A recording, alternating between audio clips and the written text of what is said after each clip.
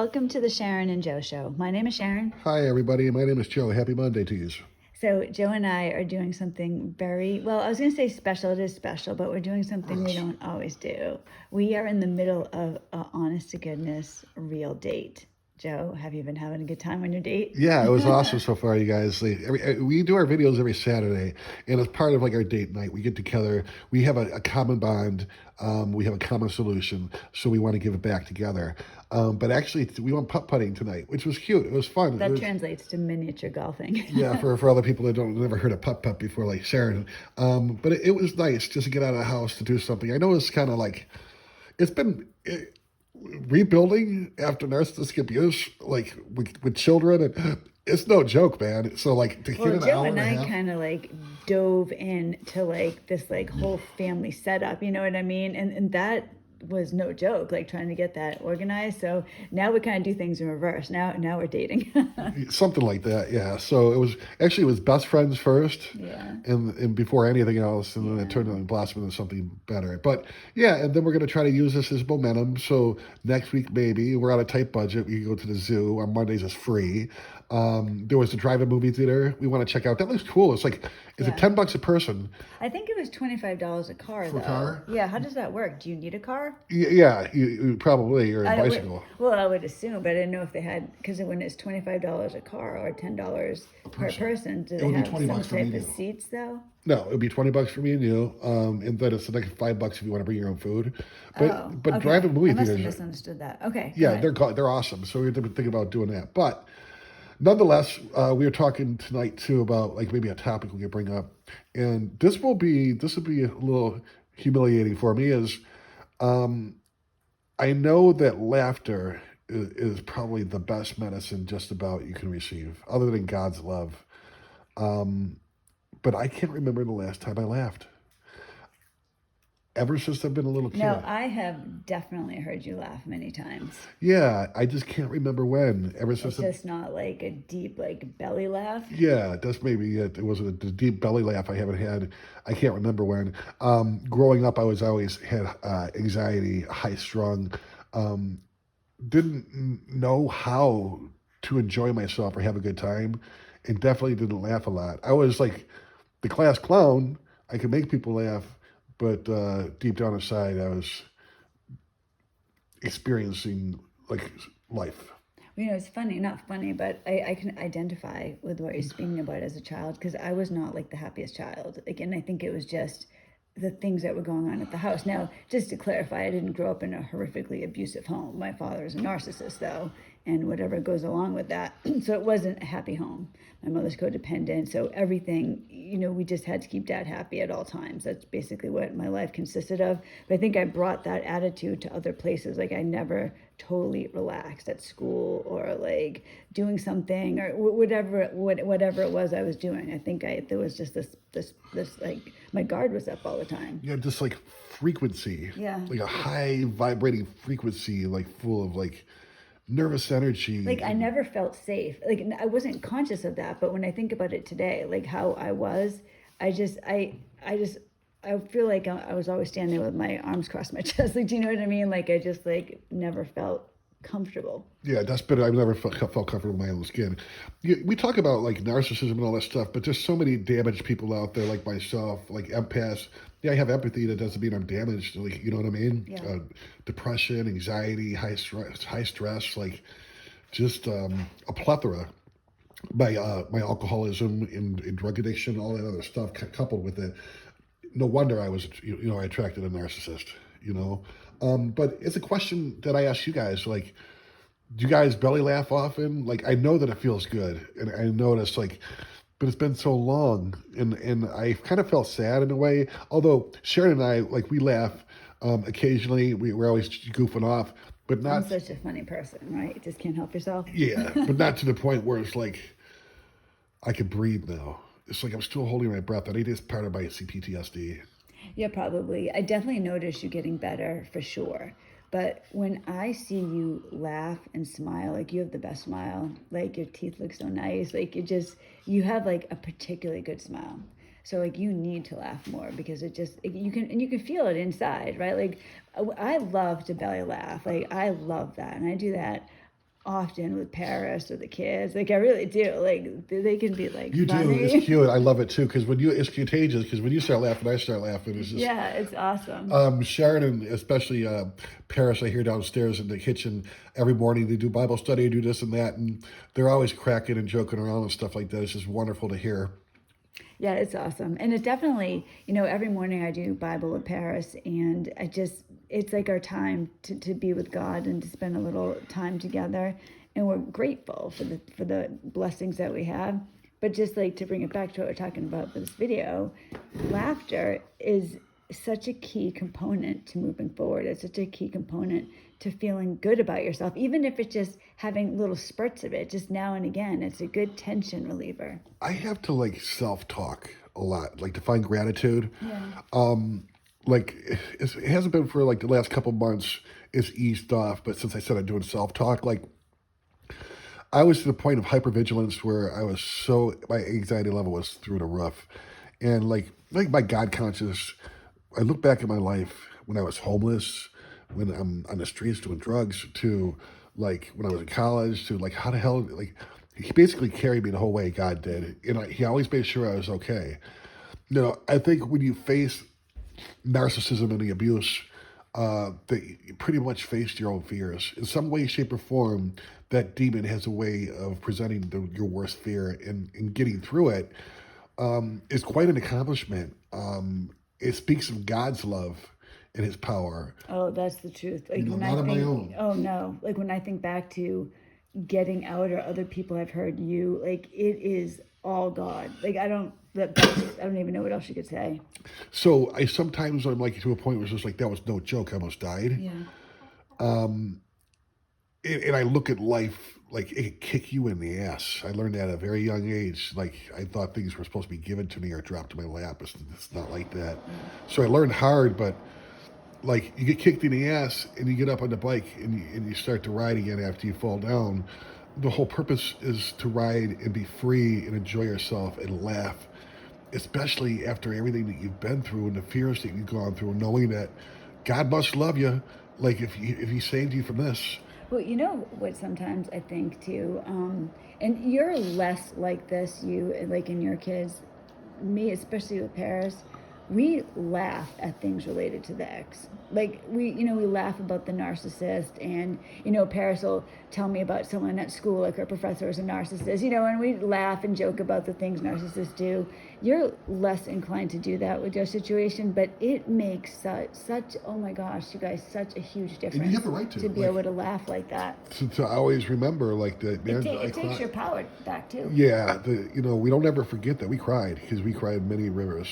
But to be able to like laugh and joke and joke about yourself. I think Paris said when she was on the video last week, she said, what did she say? Shoot, it was something along the lines of, yeah, I'm using my trauma for publicity now or whatever. It was funny. It's true. It is. So I guess the question to you guys I would say is, how long has it been since you guys have belly laughed? And are you at a point where you guys could like truly laugh? Not like a laugh at a joke, but like just laugh. Because, not like a polite laugh, but just like genuinely. Because the times that I remember that I did, it felt very healing. I remember a time very recently that you laughed like that. When? All right. Do you remember it happened last week? It was when. All right. I'm sorry. I was going to try to say it in a cute way.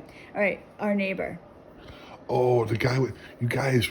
We live in the suburb. It's not like upper class, but it's kind of solid middle. Like, and there's a lot of rich people that live like a few streets over and stuff. Well, there's a lot of kids in the neighborhood. The bosses is this. There's this dude, like he's in his 40s. In about 7 o'clock, 10 to 7 in the morning. It was 8 o'clock the other day. Okay, well he's doing it between 7 and 8:30 now. I got his damn routine. He walks his what is it called? A spoodle? A sporky? Oh no, it's a doodle. It's a doodle of sorts. So it's something with a poodle, like golden retriever. I don't know. And he has this white robe that he wears. It looks like he stole it from a hotel. Yeah, it's like bleach white, and he has his sandals on. Now the thing is this guy, he just moved into the neighborhood. All three of us, Paris, myself, Sharon, even John, Yeah. like there was something off with him. I started There's something talking like about him, and your son knew immediately who who I you were was talking talking about. He's about. like, "Oh my God, yes, yes." Yeah, he's got some creepy vibes, man, and you know, it's just. But yeah, I laughed my ass off at that actually. Yeah, he's walking down the street with his doodle, like, you know, just walking in his robe with his slippers, and like kids are going to school and people are going to work. It looks I thought it was. it's I so thought it would have been. bad. Listen, guys, I told Sharon, I was like, you take a video, we could do a short on it. And she did a short, but then we got scrutinized. But if I don't know why, because like if you guys were here, you'd be like, yeah, that doesn't fit. Like that doesn't fit in with this area at Oh all. my gosh, I don't know what With little area kids it going to would. school and Yes, shit. And this, but we've had some laughs over it, right? yeah, I we mean, did. see, Yes, he benefits us in that way. yeah, it does. I just, I'm looking forward to laughing more. I didn't recover from codependency, from narcissistic abuse, from my old trauma, not to have fun and not to find joy and peace. Me, more importantly than fun and laughter and happiness, is like there's an underlying. I don't think they call them. I don't think it's a feeling. I think it's a state of mind, like peace and serenity. Yeah. There's no highs or lows where you laugh, you cry. It's just kind of like a state of well-being, you know. Yeah, see, it makes me, when I think about our future and things that we want to do, it makes me so happy to picture you happy, because I know, and you're better, you're way better, but I know that's something you struggled with. And like for me, I am like all about diving into happiness. Like I want as much as I can possibly get, excess amounts of it. You're so different because you just want to be like okay. You want to be comfortable or calm. Like you know what I mean? Like you don't crave those extremes. I don't think I'm an extremist as yeah. it is, and like for me, like they're both two sides of the same coin. Like when usually there's a real high, there's a real low, and Yeah. like if I could find like the median point, I'm working at it. It's more my perspective and my attitude, but where everything's okay. Like if I have an okay day, that is so underrated. Like people are like, oh, that's it. It was like you don't understand like what okay means compared to where I was. But I see you definitely have improved. Do you feel that, or has it come on like so slow that you don't really notice it? I've been self-talking like God conscious the last couple months, where it's like God shows me my whole life, and I look at it in the past, and every situation, every jackpot, every everything that I ever got myself into, God always made sure I was okay. Now that I'm older, I should be a little bit more wise, so I'm not freaking out as bad as far as oh my God, like what am I gonna do for money? What am I gonna do for that? It's like getting to the point where it's like I'm gonna be okay. You know, we're gonna be okay. Everything is gonna be okay. And I think the truth under it all, even though it doesn't seem that way sometimes with life, is that in the end, everything's gonna be okay. Yeah, you say that, and I get the sentiment, but for some reason that doesn't give me total peace or relaxation because I think to myself, well, bad things can happen too. And I get what you're saying, like, yeah, but in the end, like you're okay, it's gonna be all right. I feel like terrible things could happen and I'd still technically be all right. Does that make sense? Yeah, I do. I think it's when I look at the fears that I've been through, like I had to face head on, the situations I've been in. There's a lot of bad situations and stuff Yeah. that, like, facing your greatest fears should give you, yes, some humility, but also some, I don't know, like some optimism, like a positive way of saying, I know there's a lot worse things that are out there and this and that, but man, the shit that I've been through and I'm alive and I'm doing okay.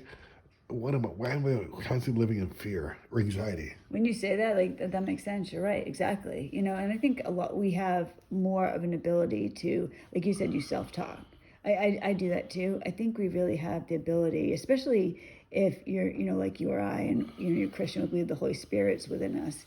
You always have a friend with you. If you look at it that way, who speaks to you with God's perspective. So just that would give you a reason to be happy and to go through trying to. I try to do this throughout the day, and I fail often, but I will try to like tell myself, okay, what am I gonna do today at work? I know everybody that I see. I'm going to, really try to show them the love of God. Like I can be, like really have somebody have a good experience or try to make somebody's day. And I think you can do that with a lot of things, even putting yourself into a better mood. You know what I mean? If you get yourself, all right, how can I be useful to other people? How can I enjoy, what God has given You me? have that. You have the formula, and it came to you. It was part of you naturally. It's the spirit of giving. Like I always thought, like, okay, when I need God, this is what I need Him to do. As I got older, I found out, like, no, what do I need to do for God?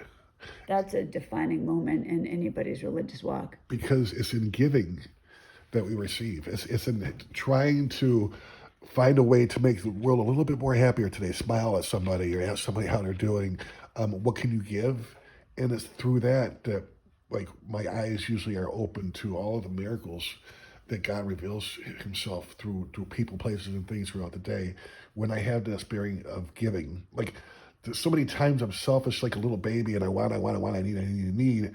It's like, hey, buddy, like you're grown up now. Like other people might need your help. They might need an ear for them to listen to. You know what I mean? To talk to.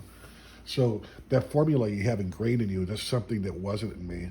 I was selfish and self-centered, egocentric by nature.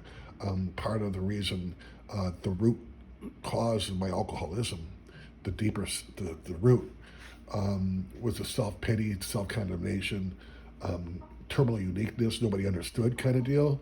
And it was through recovery that I learned it was having enough self-worth to accept the gift, and then having enough selflessness to give it away. And that's how like we keep our sobriety. There's a difference between humility and humiliation too. I think humility is like thinking of yourself less, and I forgot the other contrast to that, but being humble and confident, I think, is a good way of holding yourself. Oh, I think so too. I try to, there's like little goals I set for myself, like every day, like different things.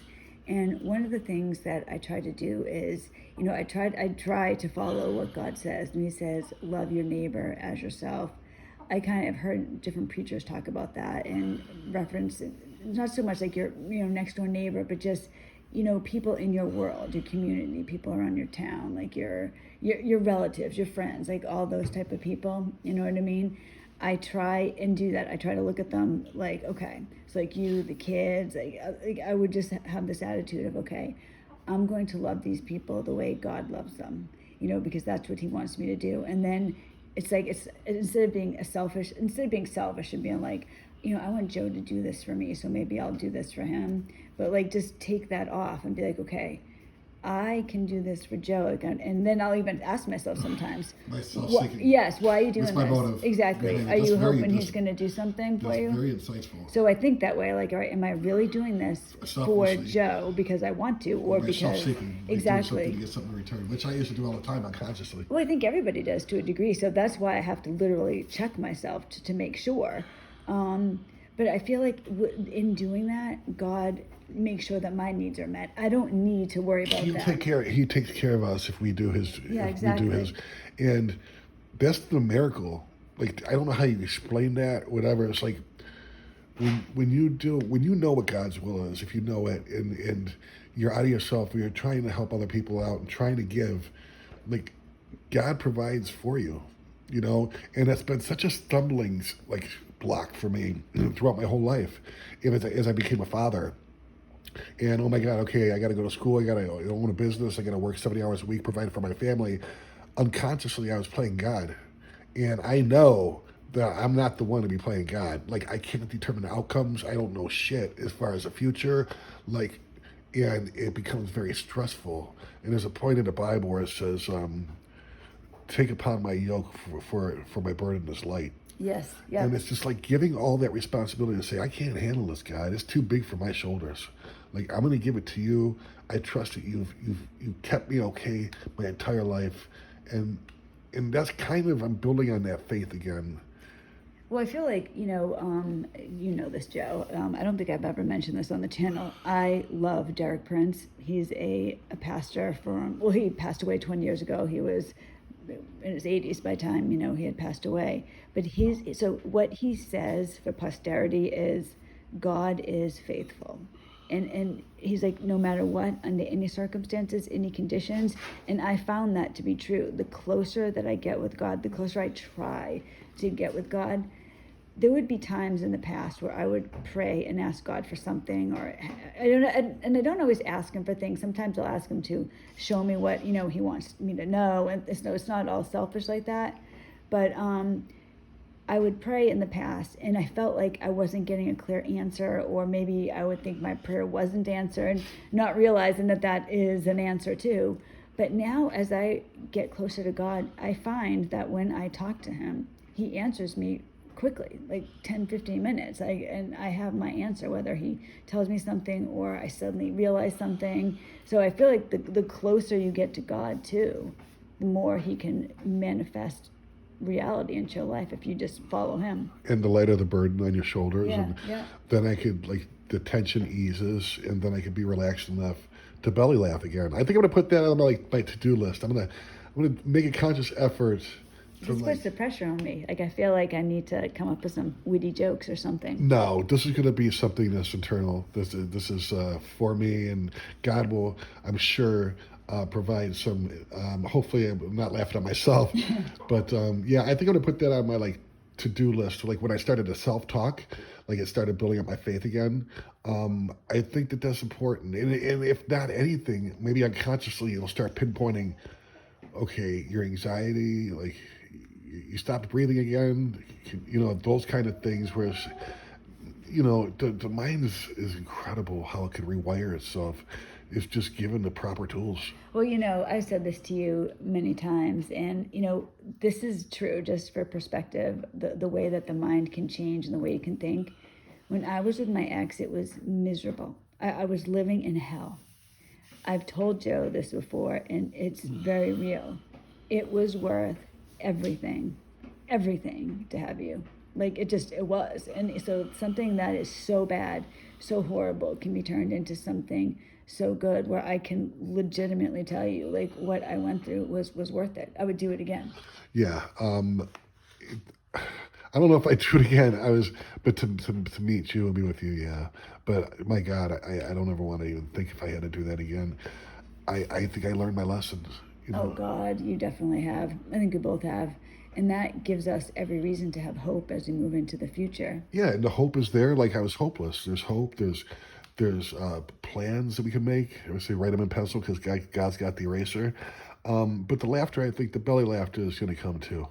I think so too. And when he has this belly laugh, will you come back and tell us about it? Yeah, we'll try to do it. You try to put me on the spot next week and be like, all right, Joe, 1, 2, 3, belly laugh. I'll just have a bunch of jokes and just, oh my gosh, Joe, I want to tell you this. And then you'll belly laugh. And oh my gosh, he's peeing his pants at the same time.